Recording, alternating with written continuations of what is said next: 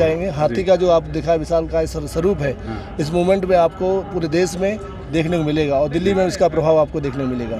देखिए, चुनाव की रणनीति बहन कुमारी मायावती ने हमें बताई है कि हमें अपना विधानसभा का संगठन मजबूत करना है, अपने सेक्टर को मजबूत करना है और बूथ पर जाकर हमें बूथ की तैयारी करनी है। एक बूथ 10 यूथ की तैयारी करनी है और उस तैयारी में हम लोग बिल्कुल जुट गए। हमारे पास 1 साल बिल्कुल है, कोई चुनाव दिल्ली में नहीं है और इस काम में हम लोगों ने बिल्कुल कमर कस ली है और आप देखेंगे आने वाले दिनों में अभी से हम लोग प्रत्याशी भी ढूंढने शुरू कर दें, क्योंकि 25 में फिर विधानसभा का भी चुनाव है, तो लोकसभा के साथ साथ हम लोग विधानसभा की तैयारी साथ साथ लेके चल रहे हैं। नमस्कार, मेरा नाम है सुंदर सिंह और आप देख रहे हैं SM न्यूज़। दिल्ली के तमाम प्रभारी अध्यक्ष हमारे साथ मौजूद हैं। CP सिंह जी हमारे साथ हैं। CP सिंह जी, पूरे देश के दुनिया के लोग इस वक्त आपको लाइव सुन रहे हैं, क्या कहना चाहेंगे? पहले आज बात, हमारे समाज के लोग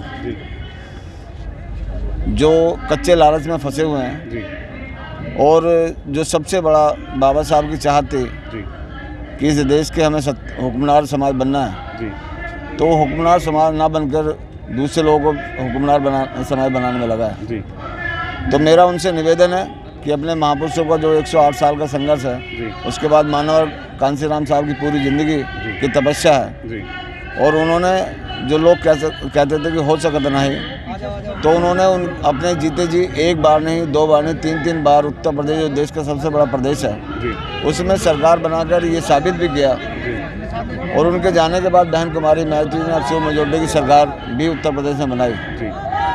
तो सभी देशवासियों को इस बात को नोटिस लेना चाहिए और उससे उत्तर प्रदेश से सबक लेकर सभी प्रदेश के लोगों को ये तैयारी कर हमें आगे बढ़ना चाहिए।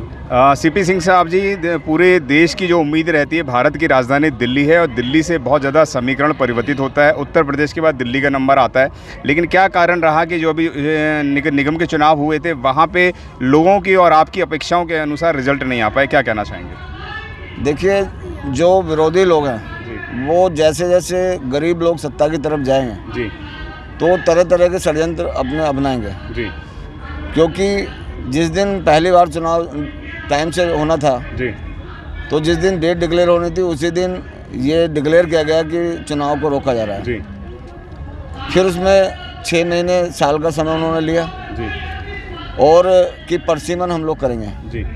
परसीमन में सारी उन्होंने सीटों को चेंज किया और 1 हफ्ता पहले उन्होंने जैसे डिक्लेयर किया अगले हफ्ते ही मतलब चुनाव डिक्लेयर कर दिया।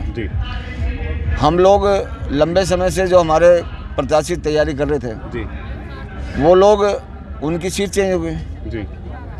आनन फानन में ये दिल्ली का चुनाव लड़ाया गया। कई जगह प्रत्याशी भी ढूंढने से नहीं मिले क्योंकि जब तैयारी नहीं थी तो दिक्कत थी। तो इसलिए इस बार चुनाव आयोग का एक बड़ा दिल्ली में षड्यंत्र रहा, उसके कारण ये रिजल्ट नहीं पहुंच पाया। फिर भी हमारे लोगों ने कड़ी मेहनत की और 11-11 हज़ार 12-12 हज़ार वोट लेके भी लोग चुनाव में हारे। मगर जो उम्मीद थी हम लोगों को, उस उम्मीद पर मतलब हम लोग जो उस उम्मीद को हम लोग पूरा नहीं कर पाए, मगर उसके लिए प्रयासरत हैं क्योंकि ये लड़ाई 2024 के अंदर क्या रिजल्ट देने वाले हैं? क्योंकि ये लड़ाई जो है ये एक दिन की लड़ाई नहीं है। ये बहुजन समाज पार्टी का जो मूवमेंट है स्लो प्रोसेस है।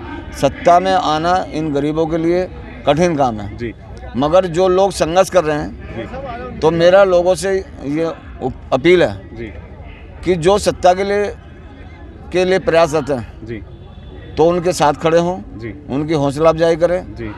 ये नहीं है कि जहाँ मिले जो लोग काम कर रहे हैं उनको ही भगाने में लग जाए कि भाई तुम्हारे कारण, तुम लोगों के कारण ये कुछ नहीं हो रहा। जो लोग लंबे समय से सत्ता में रहें वो आपको आसानी से देश में सत्ता में नहीं आने देंगे।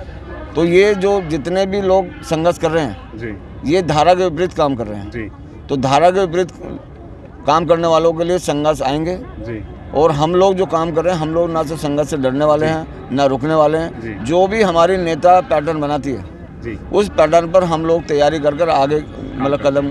2024 के अंदर अपने आप को कहाँ देख रहे हैं? दिल्ली के अंदर क्या करने वाले हैं वो बताइए। 2024 का चुनाव अभी लगभग अप्रैल के अंदर होगा। 1 साल का समय अभी हमारे पास है और हम लोगों ने बिल्कुल कमर कस ली है हर विधानसभा में हम लोगों ने जाकर मीटिंग लेना शुरू कर दिया है जी। 1 साल के अंदर अपने संगठन को मजबूत करने का काम करेंगे जी। अभी जो जितना इस समय वोट पड़ा है जी, लोगों के बीच में हम लोगों ने जाके बताया कि भाई इतना दिल्ली में जिंदा लोग हैं जो सत्ता की चाहत रखते हैं जी। बाकी लोगों ने सत्ता की चाहत न रखकर सत्ता से दूर रहने की चाहत रखी, तो इस चाहत को हमें लोगों में जाकर बढ़ाना है और हर विधानसभा में जाकर, जैसे अभी हम लोगों ने 19 तारीख को 70 की 70 विधानसभा में मीटिंग करने का प्लान बनाया है। कल ही हम लोगों ने ये प्लान बनाया और उससे पहले हम 3 तारीख से लगातार मतलब इस काम में लगे हैं, क्योंकि 20 तारीख तक जो बहन कुमारी महतो ने हमें काम दिया था जी, जो हर साल हम मेंबरशिप तैयार करते हैं जी, तो उस काम में बहन जी ने 20 फरवरी तक हम लोगों को उस काम में लगाया हुआ था जी। तो उसके बीच में बहन जी का आदेश था कि भाई कोई अभी बीच में मीटिंग नहीं करनी है जी, अपनी मेंबरशिप को आपको कंप्लीट करना है जी।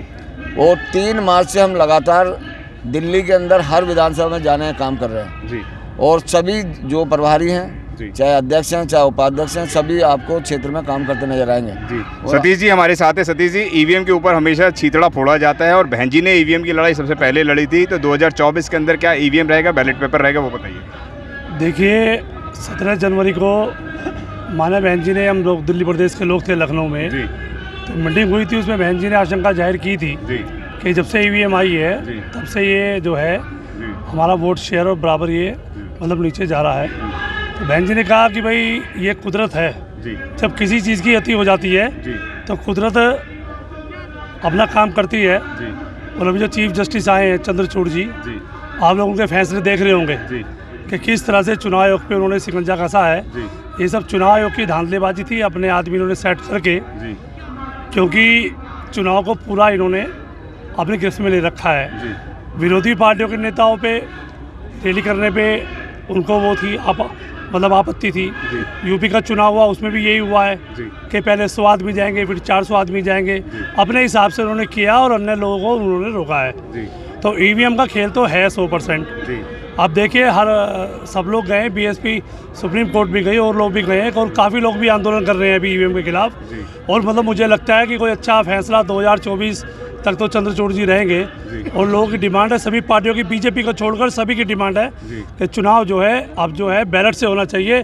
जब तक बैलेट से चुनाव नहीं होगा, क्योंकि जिन देशों में और जहाँ से ये आई है ईवीएम वहाँ पे बैन हो गई है।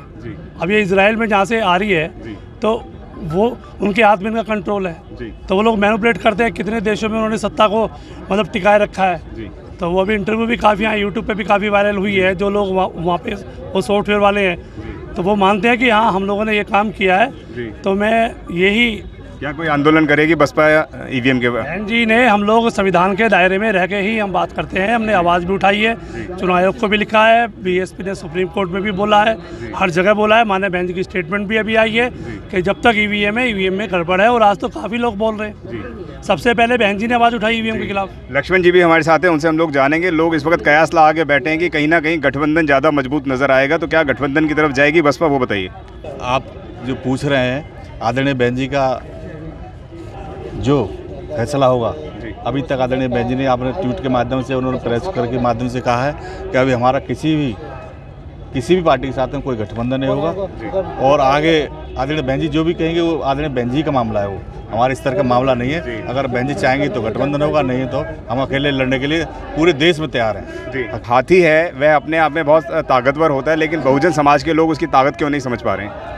लेके जाएंगे। हाथी का जो आप दिखा विशाल का स्वरूप है, इस मूवमेंट में आपको पूरे देश में देखने को मिलेगा और दिल्ली में इसका प्रभाव आपको देखने को मिलेगा।